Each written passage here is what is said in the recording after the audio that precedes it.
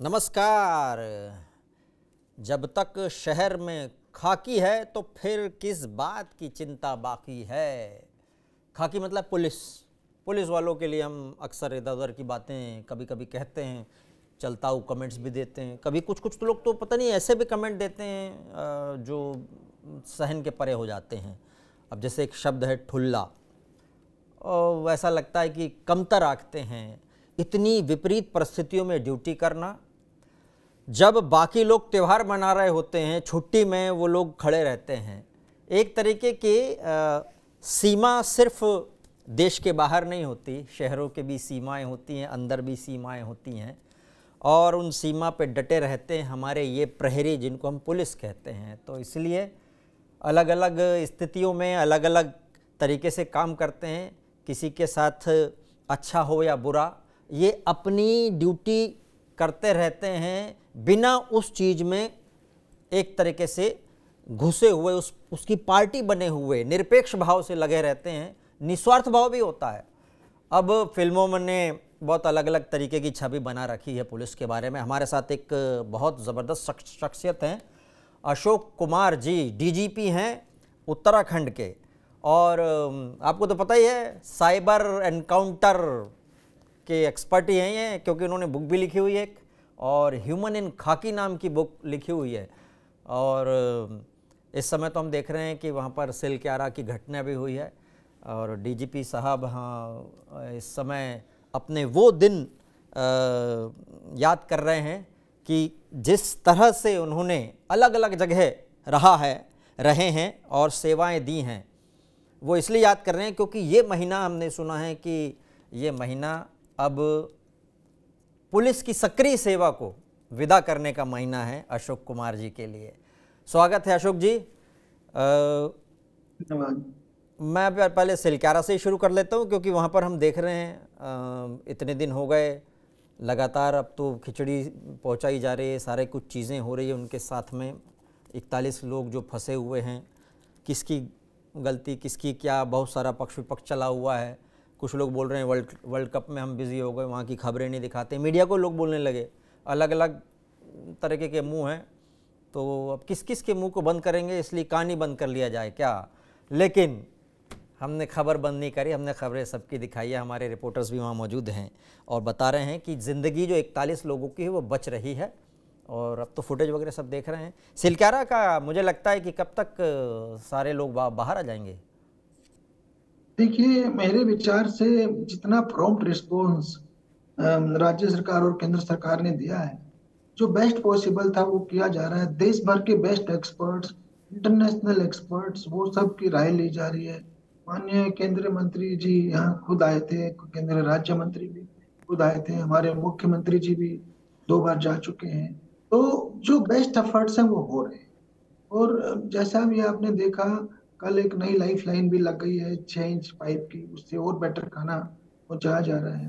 तो जिससे वो इसलिए अल्टरनेटिव बनाया गया कि अगर टाइम लगता है और 4 इंच की पाइप भी कहीं फेल ना हो जाती तो फिर मुश्किल हो जाता। तो लाइफ लाइन, एक अल्टरनेटिव लाइफ लाइन आ गई, तो थोड़ा और इजी हो गया है प्रशासन के लिए भी और अंदर वाले लोगों के लिए। मेरा विचार है कि जो अभी 3-4 ऑप्शन जो माननीय मंत्री जी भी आए थे, मुख्यमंत्री जी के साथ गए भी वहां पर, तो जो 3-4 लाइनों पे पैरेलल काम हो रहा है, तो जल्दी सफलता मिलेगी, मुझे पूरा विश्वास है। बहुत ज़बरदस्त। क्योंकि अभी हमने देख रहे थे कि चिंतित थे लोग, उनके परिवार वाले बहुत ज़्यादा चिंतित थे। कुछ लोग तो बाहरी टनल के बाहर बैठे हुए थे और हमने उनकी स्टोरीज भी दिखाई तो थी। वाजिब है, वो तो हाँ। स्वाभाविक है। कौन चिंतित नहीं होगा अपने परिवारजनों। वहाँ की मिट्टी कुछ ऐसी है कि भूस्खलन आए दिन होता रहता है, परमानेंट कुछ इलाज हो भी नहीं सकता। पहाड़ का वो क्या बोला जाए, एक उसका पहाड़ का मिजाज ऐसा है ना। जी जी। एक चीज़, आपका ये क्या अब आखिरी महीना है जो सक्रिय पुलिस के साथ में आपको रहना है? बिल्कुल सक्रिय। जी, 30 नवंबर को मैं जो है अपनी यूनिफॉर्म टांग दूंगा, या you can say hanging my boots. हाँ। तो 34 साल प्लस हो गए मुझे पुलिस सेवा में। हम्म। इस सौभाग्य से बहुत सेवा करने का मौका मिला। प्रयागराज से शुरू की थी और आखिरी डीजीपी उत्तराखंड के रूप में आखिरी पोस्टिंग है मेरे ख्याल से मैंने 34 पोस्टिंग की इस बीच। 34 ही साल हुए हैं, 34 34 साल पोस्टिंग। 34 पोस्टिंग, मतलब हर साल एक नई पोस्टिंग। गजब एवरेज है। साल हाँ। की है, ऐसे तो मैं हाँ। 3 साल डीजीपी रहा हूँ। हाँ। एवरेज एवरेज 1 साल। हम्म। इन पूरे 34 साल में मैं ये नहीं पूछूंगा कि क्या हुआ, क्या अच्छा क्या बुरा, लेकिन कुछ न कुछ तो आप बहुत बड़ा सबक सीखे होंगे सार्वजनिक जीवन में, पुलिस के जीवन में। कोई ऐसा बड़ा सबक सीखे होंगे आप जो लोगों को बताना चाहते हैं। और इन दिनों में तो बहुत ज़्यादा स्थिति है कि क्योंकि हम एआई के दौर में आ गए हैं, चैलेंजेस इतने बढ़ गए हैं, डीप फेक, वॉइस मॉड्यूलेशन के साथ वॉइस की कॉपी हो रही है, ऐसी स्थिति हो रही है। पुराने दौर में और ये दौर में बड़ा अंतर है। आपकी एक किताब में मैं देख रहा था, साइबर एनकाउंटर, तो क्या सबक सबसे बड़ा मानते हैं अभी के लिए? देखिए, सबक तो बहुत सारे सीखे हैं, मतलब व्यक्तिगत तौर पे भी, और पुलिस के एंगल से भी, और पब्लिक के एंगल से भी, मीडिया के एंगल से। आदमी जिंदगी भर सीखता ही रहता है, सीख तो अभी रिटायरमेंट के बाद भी खत्म नहीं होगी। हम्म। तो जहां तक आप साइबर एनकाउंटर्स की बात कर रहे हैं, लेटेस्ट चैलेंज आए हैं देश भर की पुलिस के लिए, जनता के लिए, क्योंकि ऑनलाइन क्राइम है और वॉल्यूम इतनी ज्यादा है कि 2022 में 10 लाख से ज्यादा कंप्लेंट आई है देश भर। इतना पूरा क्राइम नहीं होता सारा आईपीसी मिला के जितना अकेला साइबर क्राइम। हम्म। तो ये बहुत बड़ी चुनौती है, चैलेंज है। इसे पार पाना एक के लिए बहुत हमें एनफोर्समेंट की भी जरूरत है, और साथ ही साथ जागरूक करने की भी जरूरत है। हम्म। इसीलिए मैंने ये किताब लिखी है। और जहां तक सबक की बात है, तो बहुत चीजें आदमी हमेशा पिक करता है। अ, कई बार हम बहुत ज्यादा विश्वास करके चलते हैं, तो हमेशा सभी लोग विश्वास के पात्र नहीं होते हैं, तो वो भी एक सबक सिखा जाते हैं आपको। तो सबक तो हम्म। इसी तरह से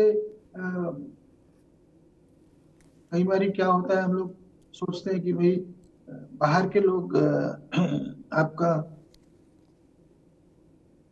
विरोध करेंगे, या जैसे हम माफियाओं पे कार्रवाई करते हैं दुनिया भर के, तो वो लोग आपको डिस्टेबलाइज करेंगे। तो कई बार हमारे सिस्टम के अंदर भी कोई ना कोई 1-2% ऐसा बैठा रहता है जो माफिया को सपोर्ट कर रहा होता है। अच्छा। वो भी एक सबक है कि हम लोग 100% को हम्म। ये नहीं मान के चल सकते कि पॉजिटिव और सकारात्मक पोजिशनिंग चाहते हैं या कर। तो बहुत सारे फैक्टर है लाइफ में, सीखता है आदमी। हो सकता है रिटायरमेंट के बाद में इस पे बहुत विस्तार से तो इन चैलेंजेस से निपटने का कोई तरीका है अपने लोगों से? क्योंकि हमने देखा वो अपने ही गिराते हैं नशे मन पे बिजलियां, लोग कहते हैं। आपने सही बोला। वो नहीं, चैलेंज देखिए, से निपटे माफिया कैसे? माफिया है। हम्म। मैं तो ये कहूंगा, माफिया माफिया। हम्म। वो आपराधिक माफिया हो, भू माफिया हो, नकल माफिया हो। और हम्म। हमने आज डीजीपी के टेन्योर में मैं बता रहा हूँ, 3 साल में मैंने 3,000 से अधिक इन माफिया को जेल भेजा। वो हम्म। माफिया हो, आपराधिक माफिया हो, नकल माफिया हो, नौकरी के नाम पे हम्म। फ्रॉड करने वाले हो, किसी भी नाम पे। ठीक हम्म। है। तो और माफिया पूरे सिस्टम में करप्शन को डालने की कोशिश करता है, आप समझ सकते हम्म। हैं। ठीक है। क्योंकि वो इतना मोटा पैसा कमा रहा है आजकल, तो क्राइम व्हाइट कॉलर ज्यादा हो गया ना। हम्म। तो ऑब्वियसली वो कहीं ना कहीं 1% हमारे सिस्टम में भी घुसपैठ कर जाता है पुलिस के अंदर। तो फिर हम्म। वो हमारे वो पुलिसकर्मी को मैं पुलिसकर्मी नहीं मानता जो माफिया के उसमें आ जाता है। ठीक है। हम्म। तो वो सब फिर उनके साथ मिलकर षड्यंत्र करने लगते हैं, ऐसा होता है। ये भी एक सबक है, मतलब ये सीखने की बातें हैं। और ऐसा मतलब तो इस सभी चैलेंज से निपटने के लिए उनकी पहचान, मुझे लगता है कि पहचान हो जाए कि भाई ये व्यक्ति पहचान भी बहुत मोल, जरूरी है। जो यस। मोल है हमारे सिस्टम का, उसकी पहचान हाँ। कर लिया जाए, फिर वैसे ट्रीटमेंट दिया जाए उसको। यस, वो पहचान होना भी जरूरी आपने कहा ना कि मैं पुलिस नहीं मानता उसको। है। हाँ। फिर तो वो अपोजिट पार्टी का एक मेंबर है। आपने मतलब खुद माफिया ही की बात अपराधी करी। हो गया। हम्म। वो तो और बड़ा अपराधी हो गया, जो पुलिस की हाँ। वर्दी पहन करके अपराधी का साथ दे रहा है। हम्म। उसको पुलिस में रहने का अधिकार नहीं, वर्दी पहनने का अधिकार नहीं, तो और बड़ा अपराधी। आपने माफिया का जिक्र किया तो मुझे याद आया कि कुछ दिन पहले बहुत सारे ऐसे लैंड माफिया जो थे, उन्होंने जगह जगह कब्जा किया। कुछ धार्मिक इस्टेब्लिशमेंट भी बना रखे थे, और आप लोगों ने तो एक मेरे ख्याल से मुहिम भी चलाई, उसमें हम देख रहे थे बहुत ज़बरदस्त। आपको दिक्कत भी आई थी बीच जी, में। ये समझ लीजिए कि अ, सरकारी जमीनों पे कब्जा करना, कोई हम्म। भी धार्मिक स्ट्रक्चर बना करके, बहुत ज्यादा था प्रचलन में। तो हमने पूरे प्रदेश में उनको चिन्हित कर करके सब 95% हटा दिया है, हम्म। समझ लीजिए। इतने बड़े मास स्केल पे ऑपरेशन चलाया है। हम्म। और इसमें सबसे ज्यादा फॉरेस्ट लैंड और इरिगेशन की लैंड्स थी जो हम्म। प्रभावित थी, उन सबको मुक्त कर दिया अतिक्रमण से। तो धमकी नहीं आई माफिया से? नहीं, वो इस बार हमने वो उस मामले में जीरो टॉलरेंस पे चले तो हो गया काम। अच्छा। जब आपको उनको रुख दिख जाता है ना कि नहीं अब की बार नहीं है, हम्म। कोई रास्ता नहीं, नहीं तो ये लोग पकड़ लेते हैं ना किसी न किसी को। हम्म। हर आदमी सिस्टम में किसी न किसी को पकड़ के सिस्टम का दुरुपयोग कर। हम्म। इस बार उनको शुरू से एक बता दिया चीज। गया कि छूटने की हम्म। संभावना ही नहीं, चांस ही नहीं। प्रेशर भी आता है कि पॉलिटिकल प्रेशर? वो तो ऐसा है, जितना मूवीज दिखाती है ना, हाँ, वो मुझे हमने नहीं लगता टीवी है में कुछ देखा। एग्जरेट करती है उससे। होता हम्म। है वो देर, वो भी हमारे सिस्टम का पार्ट एंड पार्सल है। हम्म। अगर हम सोचेंगे कि हम एक लोकतंत्र में रहते हैं, हम्म। तो लोकतंत्र में स्वाभाविक है जनप्रतिनिधि की भी कोई ना कोई भूमिका होगी। हम्म। तो अगर कोई गलत दबाव डालता है वो गलत है, तो गलत दबाव मत सहन करिए। अगर आप कॉन्सेंटियस पुलिस ऑफिसर है, हम्म। जिसकी संवेदनशील अधिकारी हैं, जो आत्मा की आवाज भी सुनते हैं, तो हम्म। आपका ड्यूटी बनता है कि हमारी ड्यूटी बनती है कि हम पीड़ित की सहायता करें। तो अगर हम्म। कोई पीड़ित के फेवर में फोन करता है तो जरूर मदद करिए। हम्म। तो कोई कोई अपराधी के फेवर में फोन करना मत करिए, मना कर दीजिए कि पॉसिबल नहीं है। बहुत बड़ी बात नहीं तो बोली पूरी आपने। नौकरी, हाँ। नहीं तो पूरी नौकरी ऐसी ही की है साहब। और मुझे लगता है कि प्राइमा फेसी आपको समझ में आ जाता है कि कौन व्यक्ति अपराधी है और कौन व्यक्ति पीड़ित है। मतलब पहली बार में नज़र में पकड़ लेते होंगे आप, है ना? नजर में तो पकड़ ही लेते हैं, पर कई बार नजर में ना भी संभव तो बाकी जांच वगैरह के थ्रू तो पता चल ही जाएगा ना। हम्म। कई बार पहली बार नहीं पता चल पाएगा, खासकर ये हम्म। वो माफिया वगैरह का सिस्टम कौन सही है कौन नहीं। पर सही हमारे बात। पास तो जांच एजेंसीज भी तो है, तो पता चल ही जाता है, इंटेलिजेंस है, आपने एक डिवीजन वाक्य अधिकारी। बोला कि भरोसा सभी पे ना करिए। मैंने देखा कि आजकल वो फ़ोन करते हैं लोग कि आपका लोन अप्रूव हो गया है, आपको लॉटरी लग गई है, भरोसे दिला के वो इधर जैसे ही हमने क्लिक किया, फॉर्म हम भरा, पासवर्ड बताया, ओटीपी बताया, उधर पूरे पैसे गायब।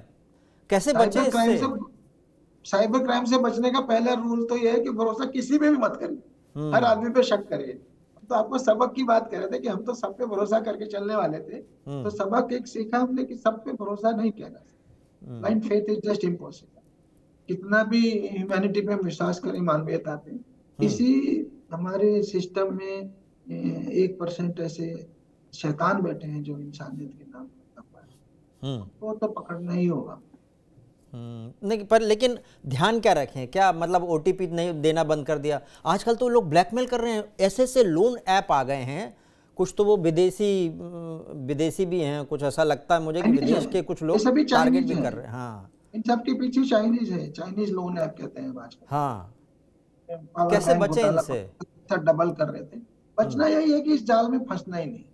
लोभ हम्म। और लालच और जिज्ञासा, इन सब से दूर रहिए। हम्म। कोई क्यों आपको फ्री में डबल पैसा करेगा 15 दिन में? कोई हम्म। आपको सस्ता लोन क्यों देगा भाई? हम्म। मार्केट में जब आप उसको और इससे ज्यादा अच्छे रेट मिल सकता है, आपको सस्ता लोन क्यों देगा? जी, हम्म। तो इस चक्कर में मत आइए झांसे में कि मोबाइल आ गया तो उसके साथ सारी चीजें इजी आ गई। हम्म। मान के चलिए कि जो सामने वाला है वो आपको ठगना चाह रहा है।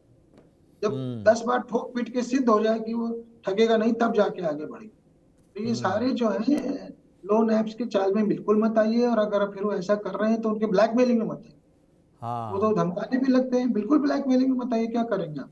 पुलिस में रिपोर्ट कर दीजिए, अपराधी वो है, आप थोड़ी अपराधी। आप क्यों ब्लैकमेल? लोग रिपोर्ट, हाँ, ब्लैकमेल हो के पैसे देते रहते हैं, समझ में नहीं आता क्यों। बिल्कुल नहीं होना चाहिए, बोल्ड होना हम्म। है। जब ये शुरुआत हुई थी, शुरू शुरू में मुझे एक मेल आ गया, मैं भी आश्चर्यचकित रह गया। मुझे बोला मेरी लॉटरी लग गई है। तो मुझे लगा हो सकता है मैंने फलानी जगह मैंने नंबर दिया था, उसमें लग गई होगी लॉटरी। जब आपने खेले नहीं तो लगेगी कैसे? हाँ। ये सब फ्रॉड के तरीके हैं। हमें हम्म। जल्दी से हम लालच में आ जाते हैं, या कभी हम्म। क्यूरियोसिटी में फंस जाते हैं, कभी हम्म। अनजाने में फंस जाते हैं। जैसे अननोन लिंक आपने क्लिक कर दिया तो सारा आपका मोबाइल ही हैक हो गया, हम्म। सारा डाटा सब उसमें चला जाएगा, सारे व्हाट्सएप फोटो। हम्म। तो इसलिए बहुत केयरफुल रहना है, हर चीज पे शक करना है। हम्म। ऑनलाइन दुनिया में अपराधी घुस गया है, हम्म। तेजी से घुस गया है, तो ऑनलाइन दुनिया में चीजों को सेफ मत मान के चलिए। ये हमने डायलॉग सुना कि पुलिस के हाथ लंबे होते हैं, तो पुलिस पकड़ती तो है इनको, लेकिन ये इतनी ज़्यादा संख्या में हो रहे हैं, वॉल्यूम इतना ज़्यादा है कि पुलिस एक को पकड़ती 3 खड़े हो जाते हैं, तो उससे कुछ। इसीलिए हाँ। यही हमारी सबसे बड़ी चुनौती है कि इतनी ज्यादा वॉल्यूम है ना। देखिए, हम्म। जब आप फिजिकल क्राइम करते हो, आप चोरी करो, लूट करो, डकैती करो, दिन में एक कर लोगे, दो कर लोगे यार, हम्म। पकड़े जाने का डर है, जनता धूम देगी, पकड़ देगी, पुलिस पकड़ लेगी, एनकाउंटर हो जाएगा, जाने क्या क्या पॉसिबल है। जब आप फिजिकली वहां जा ही नहीं रहे, जाने कहाँ 1000 मील दूर बैठ के क्राइम कर रहे हम्म। हो। आपने 500 लोगों को भेजा, एक एक मैसेज 1 मिनट लगता है, 1000 को भेजो या 2 को भेजो, और हम्म। उसके बाद जो है उसमें से 500 में से 20 भी जाल में आ गए तो 20 क्राइम हो गए ना आपके एक दिन में। हम्म। तो इसलिए वॉल्यूम इतनी ज्यादा आपने बोला कि भरोसा ही मत करो, ये बड़ी बात है। देखिए, लोग बोलते हैं कि भरोसा रखो, और क्राइम के मामले में एक बड़ी सीख डीजीपी साहब की कि भरोसा मत करो, तब बच पाओगे। दोनों है। चीज़ ऑनलाइन है। दुनिया में तो हर चीज पे हाँ। शक करो, किसी भी हम्म। भरोसा। हाँ, इस चक्कर में शक्की नहीं बनना है, लेकिन जी, जी। पता लगा शक्की बन गए, घर में आके शक कर रहे हैं। एक चीज़, इस पूरे टेन्योर में, ओवरऑल टेन्योर में, आपको ऐसा लगा कि यार ये बहुत बड़ा चैलेंज है मेरे लिए, इसको मतलब थोड़ा सा आपको लगा कि नहीं थोड़ा टफ सिचुएशन है, वो सिचुएशन कब आई आपको 34 साल में? कभी? बहुत बार आई है ऐसा, बहुत बार। आपको हरिद्वार याद में आता है अर्थ एक कुंभ दो मेला वाकये? में, हरिद्वार में अर्थ कुंभ मेला में एक वो हो गया था इंसिडेंट। उसमें बहुत लॉ एंड ऑर्डर प्रॉब्लम हुई थी। 4 दिन तक कर्फ्यू रहा था। एक हम्म। बार मैं एसएसपी मथुरा था, वहां पे भी ऐसी कृष्ण जन्मभूमि के पास एक राइट हो गया था। हम्म। और ऐसे ही इलाहाबाद में तो जब शुरुआती दौर में थे, प्रयागराज में अयोध्या इशू पे 10 दिन तक कर्फ्यू चला था। हम्म। 10 दिन 10 रात तक हम सोए ही नहीं थे। तो ऐसा होता है। कुछ क्राइम के भी केसेस ऐसे हैं जिन्होंने जिन्होंने जिनको बहुत बड़ी चुनौती देखा है मैंने। एक हम्म। दो बार केस वर्कआउट ही नहीं हुआ। हम्म। हल्द्वानी का एक ऐसा केस था, वर्कआउट ही नहीं हुआ। तो बड़ा वो होता है। कभी कभी किडनैपिंग के ऐसे केसेस बहुत आए हैं हम्म। सामने की, एकदम किडनैपिंग हो गई और बचाना है, बच्चा हो या आदमी। एक इंजीनियर की किडनैपिंग हो गई थी मैनपुरी में। हम्म। 36 घंटे हम फील्ड में रहे, फाइनली 36 घंटे बाद पकड़ में लाए। तो ऐसा होता है। बहुत सारी चुनौतीपूर्ण कार्य देखे हैं जिनमें कभी लाइव एनकाउंटर भी, जान पे बनाने टेररिस्ट। का वाकया कोई? हाँ, कभी लाइफ थ्रेट का कोई वाकया? हाँ बिल्कुल। हमें टेररिस्ट एनकाउंटर हमने किया था रुद्रपुर में, रुद्रपुर के पास। उसमें 3 घंटे गोलियां चली थी, 3000 गोली चली। अच्छा। तो ऐसा भी होता है, ऐसा भी। तो वो एनकाउंटर कितने हो गए होंगे आपके नाम पे? देखिए, जिसमें मैं डायरेक्टली इन्वॉल्व रहा हूँ तो वो बहुत ज्यादा नहीं है, बस हम्म। मैंने बताया सबसे बड़ा मैं जिसको मानता हूँ वो ये है। तराई का आतंकवाद था उन दिनों, हम्म। 1940 घटना, जनवरी 19, और जिसमें 2 टेररिस्ट गन्ने के खेत में थे। और हमें सूचना मिली थी, हमने शुरुआती दौर में 4 लोगों के साथ घेरा डाल दिया। हम्म। बाद में और पुलिस आई और फिर फायरिंग हुई, तो करीब 3 घंटे चला था ये। और हम्म। 3000 गोलियां चली थी, जिसमें दोनों मारे गए थे। AK-47 थे उनके पास, AK-47 से फायरिंग।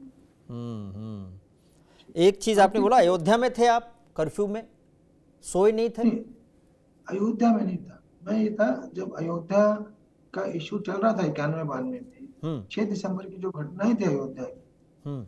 उसके बेसिस पे पूरे देश में स्थिति तनावपूर्ण हो गई थी, आपको पता है, हम्म। विवादित ढांचे वाले मामले।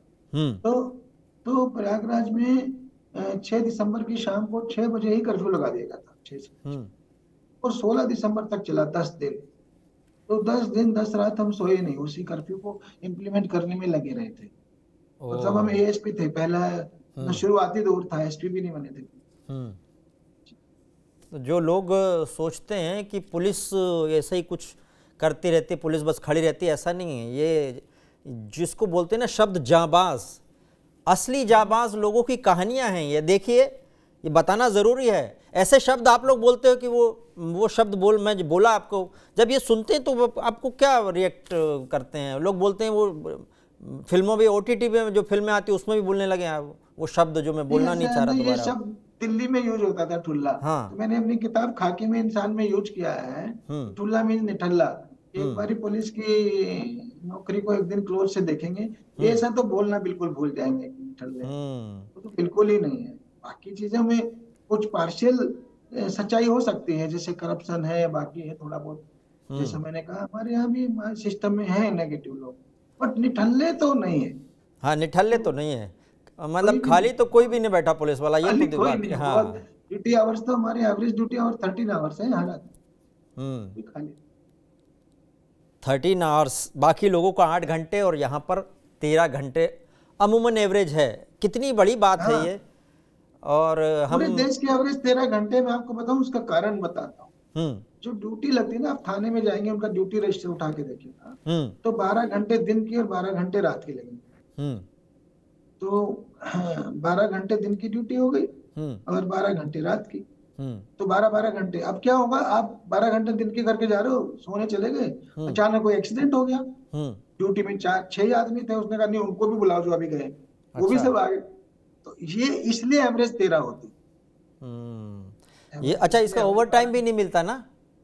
ना ना, पुलिस को कोई ओवर टाइम नहीं। हाँ, एक चीज एक मिलता है पुलिस को, हम्म क्योंकि संडेज भी वर्किंग है ना हमारे, हम्म तो उनको वो साल में 1 महीने का तनख्वाह एक्स्ट्रा मिलता अच्छा, बस वो एक सुविधा है। मैंने तो देखा है है बहुत किसी सारे। स्टेट में, हाँ। किसी किसी स्टेट में, सब जगह नहीं, किसी किसी स्टेट। हम्म पुलिस वाले छुट्टी का बोलते रहते हैं, अक्सर छुट्टी नहीं मिलती।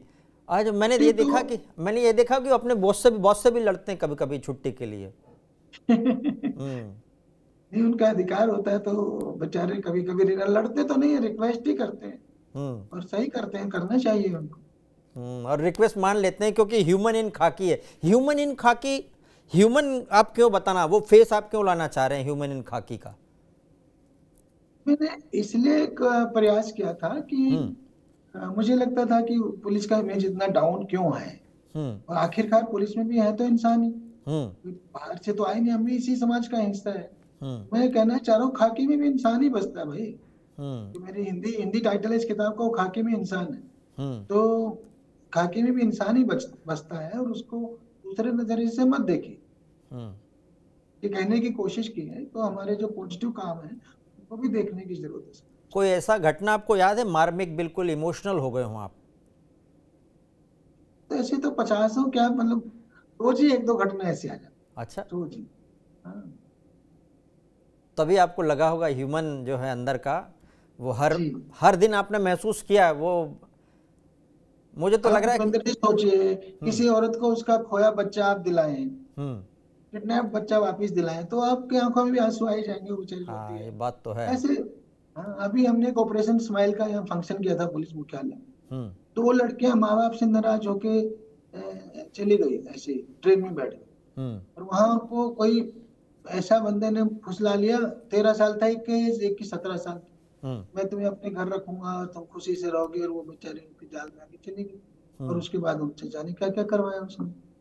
इतनी बात है ना, उसने उसको प्रोस्टिट्यूशन तक कराने लग गया। ओहो। तो ये कहाँ एक माँ बाप की छोटी सी नाराजगी से हो हम्म जाता है बच्चा, ये थोड़ा ही क्यों जाके बेचारे इतने बड़े दलदल में फंस गए। ये भी होता है। हम्म तो रोज कोई ना कोई पीड़ित महिला या कोई व्यक्ति या किसी का रिटायर्ड आदमी आया, जमीन खरीदी अपने पैसे से, वो सारी भूमाफिया ने कब्जा ली।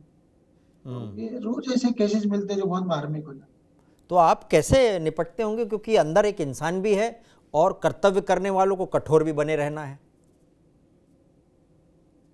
तो इसमें कोई डाइकोटोमी नहीं है भूपेंद्र जी। हम्म मैं इसको बोल के चलता हूँ, सख्त और संवेदनशील दोनों, और सख्त दोनों और में कोई टकराव। संवेदनशील। यस, दोनों में कोई टकराव नहीं है, ये क्लियर समझ लिया। हम्म सख्त और संवेदनशील दोनों साथ साथ चल सकते हैं, हम्म क्योंकि सख्त हम अपराधियों के प्रति, हम्म और संवेदनशील आम आदमी के प्रति, हम्म पीड़ित के प्रति। हम्म तो दोनों बल्कि साथ ही चलेंगे। जब मैं पीड़ित के प्रति संवेदनशील होऊंगा, तभी मेरी आत्मा को झकझोरेगा, और मैं क्रिमिनल को उठा करके जेल भेजूंगा। हम्म क्रिमिनल की टाइट रहूंगा, सख्त रहूंगा। जो आदमी संवेदनशील नहीं है, वो तो क्रिमिनल के साथ खड़े रहते हैं कुछ लोग। तो सख्त और संवेदनशील दोनों साथ चल सकते हैं, और बहुत अच्छे से चलते हैं। बड़ी बात है ये भी। ये मुझे लगता है कि ये फेस लोगों को समझना चाहिए कि पुलिस जो है वो संवेदनशील है। ये फेस बड़ी बड़ी चीज़ है। मुझे तो ऐसा भी लग रहा है कि आपके अंदर, आपने 2 किताबें मेरे ख्याल से लिखी हैं, तो एक कलाकार या साहित्यकार भी अंदर है, तो उसके लिए भी अलग से कुछ, अलग से नहीं, उसके उसको कैसे आप नर्चर करते हैं? देखिए, मेरे विचार से साहित्यकार भी कहीं ना कहीं, जो आदमी संवेदनशील है तो वो साहित्यकार तो बन ही जाता है। हम्म। जब आपकी संवेदना, गहन संवेदना होती है, हम्म। तभी आप कुछ कहानी लिखते हो, किस्से लिखते हो, या आप कविता बना सकते हम्म। हो, क्योंकि वो आपकी अनुभूति की तीव्रता ही है जो आपकी हाँ, कलम से आपने उतरती है। कविताएं भी लिखी है उस किताब में, मेरे ख्याल से हर एक जी चैप्टर की शुरुआत में कविता है। जी जी। जो हम्म। खाकी में इंसान कविता से शुरुआत होती है। तो हम्म। मैं एक कॉन्सेप्ट और आज आपको बताना चाहता हूँ, जो मैंने कई कई मंचों पर यूज किया है, हम्म। कि आपने बड़ा डेप्थ में इंटरव्यू लिया है। हम्म। वो ये है कि मैं कहता हूँ पुलिस के पास ट्रिपल पावर है, हम्म। उसका हमें सदुपयोग करना है। वो सदुपयोग के लिए दी गई है हमको ट्रिपल पावर, हम्म। किंतु अधिकांश लोग हमारे उसके दुरुपयोग में लगते ट्रिपल रहते पावर मीन्स क्या क्या? हैं। ट्रिपल पावर है, पहली पावर तो है यूनिफॉर्म। हम्म। अब देख रहा हूँ मेरे को वर्दी में, हाँ, वर्दी। ठीक है ना। हम लोगों को, कुछ लोगों को वर्दी से डर लगता है, हाँ। जबकि वर्दी से डर सिर्फ बदमाशों को लगना चाहिए। हम्म। दूसरी पावर है वेपन्स, हम्म। जो हर आदमी पे तो नहीं होते हम्म। हैं, और हर जनसेवक पे भी नहीं होते, और सरकारी एम्प्लॉय पे भी नहीं होता। Hmm. Weapon is a big power, हर किसी हम्म। को अधिकार ही नहीं है वेपन रखने का। हम्म। और तीसरा है कानून, हम्म। कानून का अधिकार, एफआईआर करने का अधिकार, अरेस्ट हम्म। करने का अधिकार। तो ये तीनों अधिकार जो पुलिस को दिए गए हैं लोगों की मदद करने के लिए। हम्म। तो जो संवेदनशील अधिकारी है वो इन अधिकारों का यूज पॉजिटिवली करेगा, लोगों की हेल्प करेगा। हम्म। किंतु हमारे सिस्टम में कुछ ऐसे लोग घुस आते हैं हम्म। जो इन ट्रिपल पावर का दुरुपयोग शुरू कर, हम्म। इसीलिए पुलिस की छवि खराब। मुझे तो लगता है, लेकिन कभी कभी फिल्म वाले भी गड़बड़ हैं इस मामले में। वो हमेशा पुलिस पर को तो तब कुछ ज्यादा पहुंचना ही गड़बड़ दिखाते है। हैं जब क्राइम हो चुका होता है। हाँ। वो तो कुछ ज्यादा ही गड़बड़ है, जब सब हो गया तब जाके पुलिस को पहुंचा। हम्म। वैसे आजकल कुछ नया ट्रेंड भी शुरू हुआ है, एकदम सिंघम। हाँ, सिंघम जैसा, चुलबुल तो पांडे। हाँ, हम्म। तो न सिंघम सच है, न दबंग सच है, न वो पुराने टाइम के जब अमिताभ बच्चन जी आते थे, हम्म। सब कुछ निपटा लेकर के तब पुलिस आती थी, न वो सच। हाँ, पुलिस ने तुमको तो चारों तरफ घेर रखा है, वो डायलॉग बोलते थे। पुलिस ये इसके बाद अभी क्या प्लानिंग क्या कर रहे हैं आप? नवंबर के बाद, दिसंबर से क्या, कौन सा रूप हम आपका करेंगे, देखेंगे? कुछ न कुछ करेंगे जरूर, क्योंकि अभी लगता ही नहीं मुझे कि मैं कोई ऐसा आ गया कि खाली बैठने का टाइम आ गया। हम्म। तो एक सर पुलिस सेवा से रिटायर हो रहे हैं, जिंदगी से नहीं हो रहे। कुछ ना कुछ करेंगे, लिखना पढ़ना, में भी कुछ एकेडमिक्स है, हम्म। कुछ सारे काम चलते रहेंगे पैरेलली, कुछ ना कुछ करेंगे जरूर। ये बड़ी बात है। ये डायलॉग इसमें से निकालना हूँ, मैं निकाल लेता हूँ डायलॉग। किसने नौकरी से रिटायर हो रहे, जिंदगी से नहीं, डायलॉग है ये तो। जी जी। आप डायलॉग राइटर भी हो। कभी कोई ऐसा अपराधी जो लगा बहुत जिद्दी है ये, या कुछ आवाज कट रही है। तिरछा मिल गया हो आपको, तिरछा टाइप का तो हो, ये बहुत साइकोलॉजिकल अपराधी बंदा? ऐसे भी बहुत होते हैं, बहुत लोग मिलते हैं। ऐसे ऐसे ऐसे अजीब केसेस सामने आते हैं पुलिस सेवा में, अनइमेजिनेबल। हम्म। एक भगवानपुर का केस था।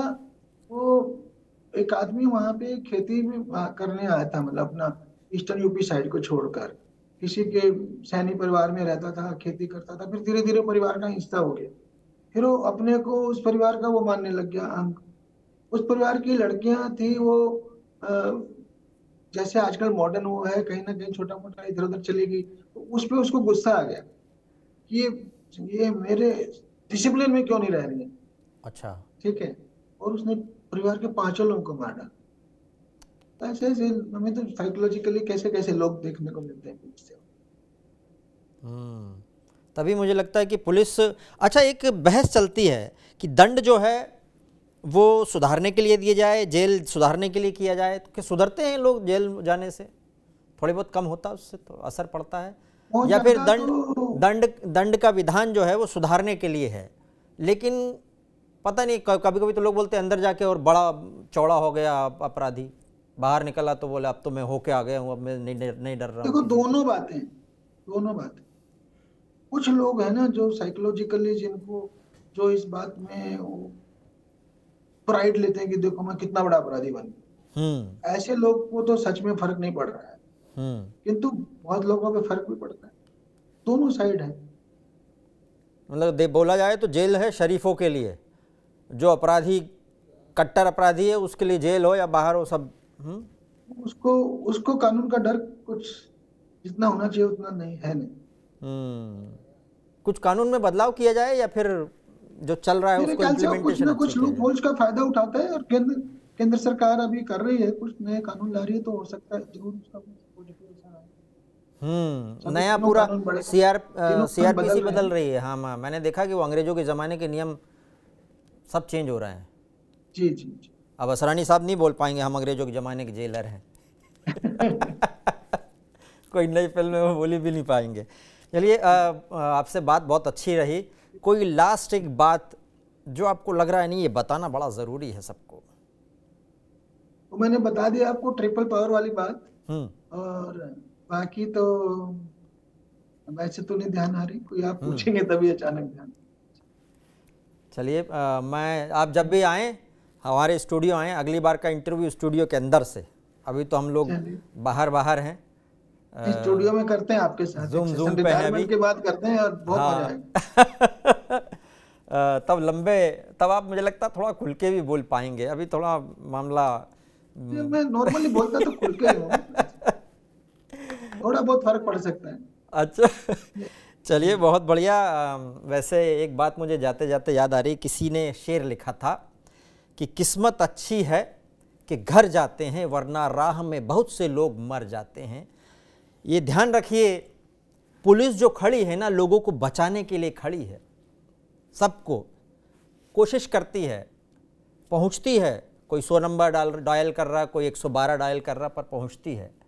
तो कम से कम पुलिस वालों के प्रति सहानुभूति रखना ज़रूरी है। हो सकता है आपके एक दो इधर उधर के वाक़ये हो गए हों पर्सनलाइज, लेकिन जनरलाइज नहीं करना चाहिए उसको कि भाई पुलिस ऐसी ही है, ठप्पा नहीं लगाना चाहिए उसको। चलिए, अभी हम चलते हैं फिलहाल। बहुत बहुत धन्यवाद अशोक जी, दोबारा मिलने के लिए। हम उम्मीद करते हैं। नमस्कार। जरूर मिलेंगे, नमस्कार।